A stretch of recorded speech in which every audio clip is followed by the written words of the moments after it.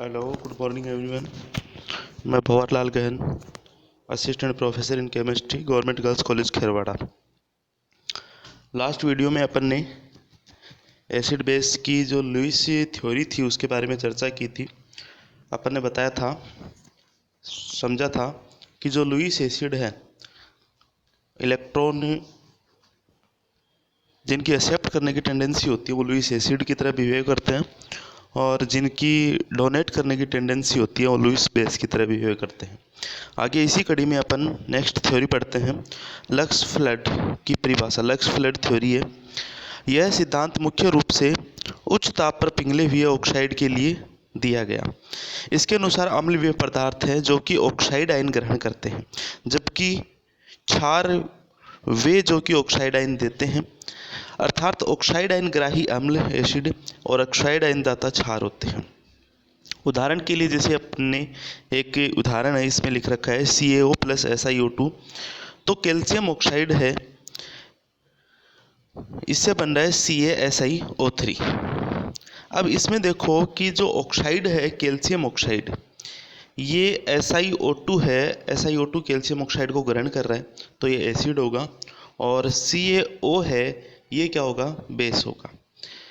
यह सिद्धांत का उपयोग सीमित ही है। देखो, जो आगे अपन ने पिछले लास्ट वीडियो में अपने चर्चा ही की थी, इम्पोर्टेंट थ्योरी की अपन ने चर्चा ही कर ली थी। थ्योरी में अपने को बड़े क्वेश्चन भी आ सकते हैं और छोटे क्वेश्चन आइडेंटिफिकेशन के एसिड बेस के भी आ सकते हैं, तो उस हिसाब से आप देखना है आपको। आगे अपन देखते हैं उसेनोविच की परिभाषा। उसेनोविच ने लुईस सिद्धांत का विस्तार कर एक नई परिभाषा दी जो ध्यान देने योग्य है। इसके अनुसार अम्ल वे पदार्थ है जो धनायन दे सकते हैं या इलेक्ट्रॉन अथवा ऋणायन ग्रहण कर सकते हैं एवं क्षारों से क्रिया कर लवण देते हैं, चार पदार्थ कहलाते हैं। ठीक है, जो अम्लों से क्रिया कर लवण बनाते हैं, इलेक्ट्रॉन या ऋणायन दे सकते हैं या ऋणायन से योग कर सकते हैं, ठीक, वो क्षार कहलाते हैं। इस परिभाषा में ऑक्सीकारक पदार्थों की अम्ल तथा अपचायक पदार्थों को क्षार कहा जाता है। ऑक्सीकारक पदार्थ मतलब जिनका ऑक्सीडेशन होगा, ऑक्सीकारक पदार्थ होंगे, और जो धनायन बनाएंगे, और जो धनायन बनाएंगे वो क्या करेंगे, इलेक्ट्रॉन या ऋणायन को ग्रहण करने की टेंडेंसी रखेंगे, वो एसिड होंगे। जिनका ऑक्सीकारक पदार्थ की तरह जो व्यवहार करेंगे या फिर जो जिनका ऑक्सीकरण होगा, एसिड होंगे। जिनका अपचयन होगा, और वे पदार्थ जिनका अपचयन होता है अपचायक पदार्थ कहलाते हैं, और वे पदार्थ बेस की तरह बिहेव करेंगे। सिंपल सी परिभाषा। इस परिभाषा में सभी पदार्थों को अम्ल व क्षारों में वर्गीकृत किया जा सकता है। बिल्कुल राइट है। अब तक दी गई सभी परिभाषाओं में सबसे अधिक विस्तृत परिभाषा है। नेक्स्ट अपन पढ़ते हैं प्रोटॉन बंधुता। किसी की ऋणायन के प्रोटॉन के साथ जुड़ने पर मुक्त होने वाली ऊर्जा को प्रोटॉन बंधुता कहते हैं। देखो, प्रोटॉन किसके साथ जुड़ेगा, प्रोटॉन जुड़ेगा, कोई ऋणायन पदार्थ होगा, इलेक्ट्रॉन होगा, उनसे जुड़ेगा। तो ऋणायन पदार्थ से जब प्रोटॉन जुड़ता है तो जुड़ने के लिए जो एनर्जी रिलीज होती है उसको अपन प्रोटॉन बंधुता कहते हैं। अर्थात हम कह सकते हैं कि किसी अणु, आयन या स्पीसीज के द्वारा प्रोटॉन ग्रहण किए जाने की सुगमता प्रोटॉन बंधुता कहलाती है। इसका एक ऑर्डर दे रखा है जो जनरल काफ़ी बार पूछ लिया जाता है कि जलीय माध्यम में एल्कीन अमीनों की क्षारकता का क्रम निम्न होता है। ठीक है, ये एसिसिटी बेसिसिटी अपन बहुत बड़े स्तर पे देखते हैं, और अपने जो फर्स्ट ईयर के ऑर्गेनिक केमिस्ट्री के पार्ट में अपन ये बहुत बड़े स्तर पे देखते हैं। ठीक है, इतनी यहाँ पे जरूरत नहीं है। NH3 की अमोनिया की सबसे कम बेसिसिटी होती है, उससे ज़्यादा होती है प्राइमरी अमीन की, उसके बाद में होती है टर्सरी अमीन की, और सबसे ज़्यादा होती है सेकेंडरी अमीन की। देखो, आपको मैं थोड़ा सा बता दूं आपको याद आने के लिए, ये जो अमीन एलिफेटिक अमीन की जो बेसिसिटी होती है ये 3 फैक्टरों पे डिपेंड करती है। एक होता है जो प्रेरणिक प्रभाव है जिसको इंडक्टिव इफेक्ट बोलते हैं। दूसरा होता है इसमें प्रेरणिक प्रभाव के अलावा एक होता है त्रिविम बाधा प्रभाव होता है, स्ट्रिक हिंड्रेंस होता है, और तीसरा होता है इसमें प्रोटॉन ग्रहण करने की क्षमता होती है। ठीक है, प्रोटॉन बंधुता। तो ये चीजें अपन देखते हैं। परंतु गैसीय माध्यम में, दोनों माध्यम कंपटीशन में पूछे जाते हैं। गैसीय माध्यम में इसका ऑर्डर अलग हो जाता है जो नीचे दे रखा है। ठीक है, अब एक जो इंडेक्स दे रखी है अपने को, जिनकी प्रोटॉन बंधुता अपने को दे रखी है, तो सभी ऋणायन तथा अणुओं की प्रोटॉन बंधुता धनात्मक होती है। प्रोटॉन बंधुता धनात्मक होती है। इनमें निम्नलिखित क्रम पाए जाते हैं। ये 4-5 पॉइंट आपको देखने हैं इंपॉर्टेंट। हैलाइड आयनों की प्रोटॉन बंधुता में विभिन्नताएं हाइड्रोजन हैलाइडों की बंध वियोजन ऊर्जाओं के कारण होती है। ठीक है, हैलाइड आयन में मोस्टली काफ़ी सारे रीजनिंग क्वेश्चन होते हैं, वो इसी से होते हैं कि हाइड्रोजन हैलाइड की बंध वियोजन ऊर्जा से, तो ये भी इसी पे डिपेंड करती है। ऋणायनों की प्रोटॉन बंधुता त्रिज्या के बढ़ने के तथा आवेश घनत्व के कम होने के साथ कम होती है। ये अपन देख सकते हैं, जनरली इनऑर्गेनिक केमिस्ट्री का पार्ट होता है, 11वीं 12वीं से अपना चल जाता है ये कि आवेश घनत्व बढ़ेगा तो प्रोटॉन बंधुता बढ़ेगी या घटेगी, इस तरह के। सम इलेक्ट्रॉनीय निकायों जैसे NH2- OH- तथा F- या O2- में प्रोटॉन आयनों की त्रिज्या पर निर्भर करती।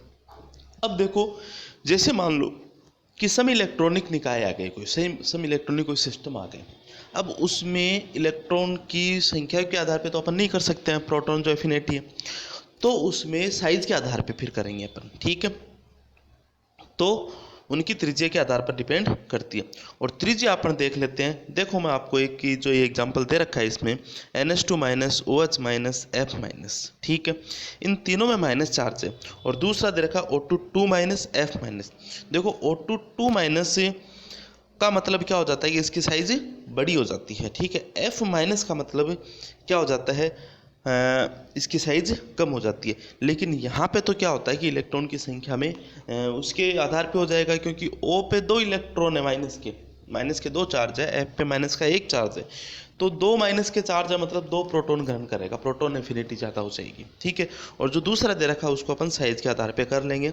नेक्स्ट चौथे नंबर की बात है, CH4 की प्रोटॉन बंधुता 161 किलो कैलोरी पर मोल, HF की 91 किलो कैलोरी पर मोल से अधिक होती है। ठीक है, किस वजह से होती है प्रोटॉन बंधुता? क्योंकि देखो जो CH4 है ये क्या होता है कि स्टेबलाइज्ड कंपाउंड होता है। अपन HF की बात करें तो HF में जो बंध वियोजन ऊर्जा, HF में बंध वियोजन ऊर्जा इनकी अधिक होने के कारण, या फिर जो बंध एक तरह से एडिटिंग जो एनर्जी है वो भी अधिक होने के कारण इसमें क्या हो जाएगी, प्रोटॉन एफिनिटी कम हो जाएगी। नेक्स्ट 5वें नंबर की अपन बात करते हैं।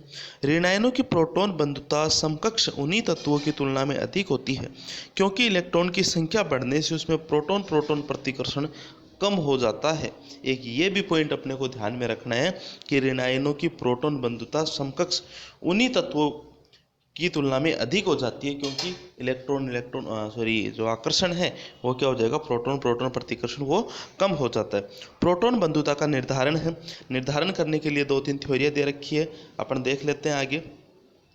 प्रोटॉन बंधुता के लिए एक तो क्या होता है कि जो ब्रोन हो, एक साइंटिस्ट था, है ना, जिसका नाम है ब्रोन नाम था। अभी इसमें देख लेते हैं अपन प्रोटॉन बंधुता निर्धारण के लिए कुछ विधियाँ है।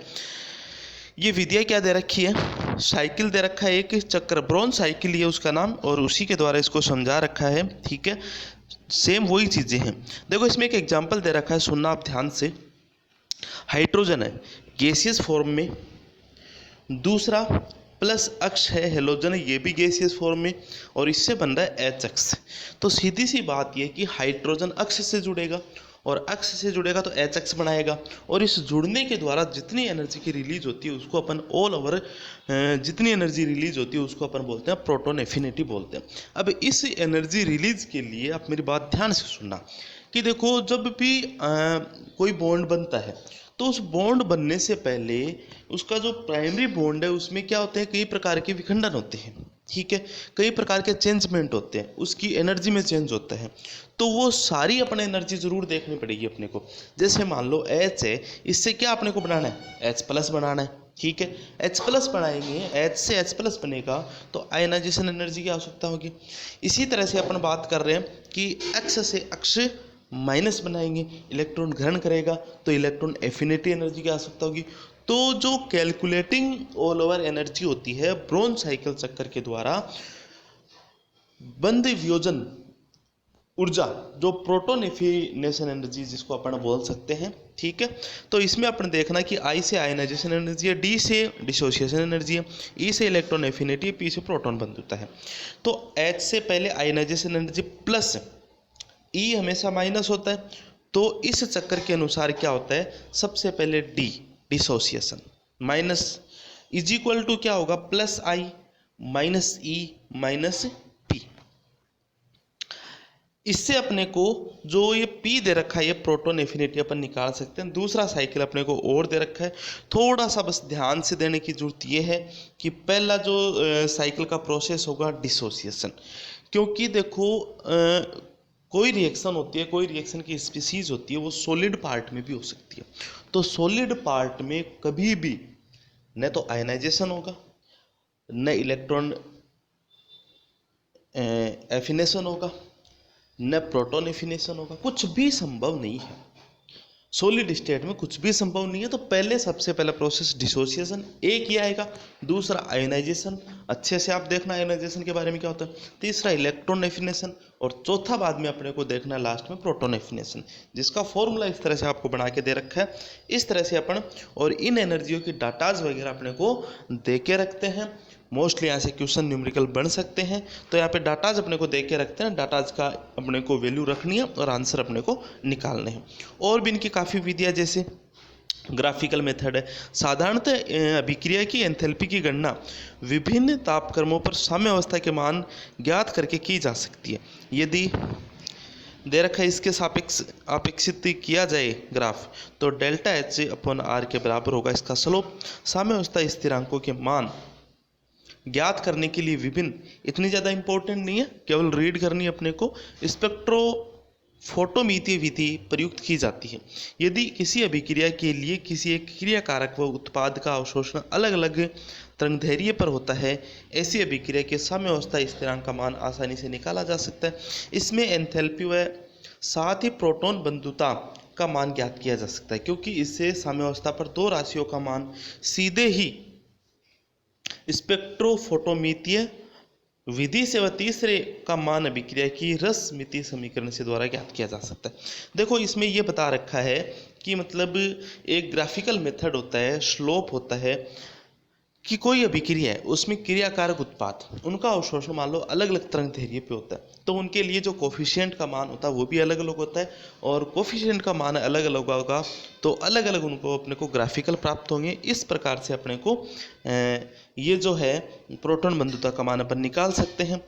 इसके द्वारा साम्यावस्था में कुल कार्बोनिल व योगात्पाद की सांद्रता ज्ञात की जा सकती है। ठीक है, इसके अतिरिक्त आयोडीन अणु के अवशोषण, ये जो भी हो रहे हैं प्रैक्टिकली बेस्ड है सारे। तीसरा मेथड अपन देखते हैं, प्रोटॉन बंधुता ज्ञात करने के लिए एक अन्य विधि ड्रेगो विधि। देखो आप लोग अभी आगे जैसे कंपटीशन की तैयारी वगैरह करोगे, कुछ लोग होते हैं जिनका ऑर्गेनिक बहुत ज़्यादा स्ट्रॉन्ग होता है, उनका फिजिकल होता है, उसका इनऑर्गेनिक होता है।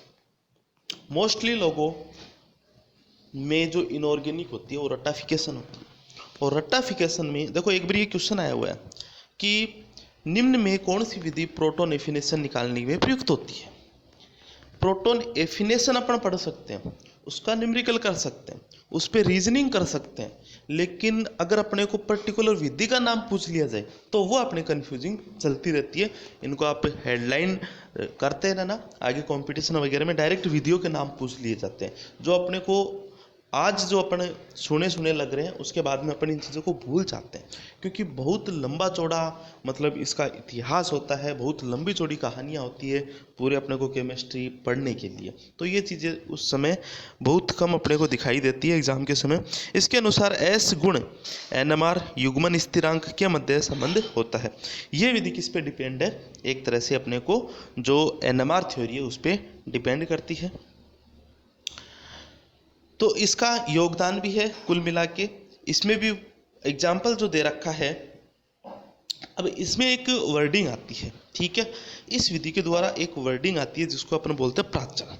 यहाँ प्राचल क्या होता है, किसी प्रजाति के स्थिर वैद्युत क्रिया के प्रति सुग्राहिता तथा सी सहसंयोजकता बंध बनाने की सुग्राह्यता। इससे स्पष्ट होता है कि वे अम्ल जो स्थिर विद्युत बलों द्वारा बंध बनाते हैं, स्थिर विद्युत बलों के द्वारा अपने क्षारों के साथ ही स्थायी योगात्पाद बनाएंगे। इसको देख लेना, इतना ज़्यादा इम्पोर्टेंट नहीं है, ठीक है। नेक्स्ट अपनी क्लास में अपन पढ़ेंगे जो hard and soft acid and base है, ठीक है। इंपॉर्टेंट चीज़ें कि कठोर एवं मृदु अम्ल व क्षार, तो इनकी अपन कठोरता और मृदुता अपन देखेंगे एसिड और बेस की। Thank you so much.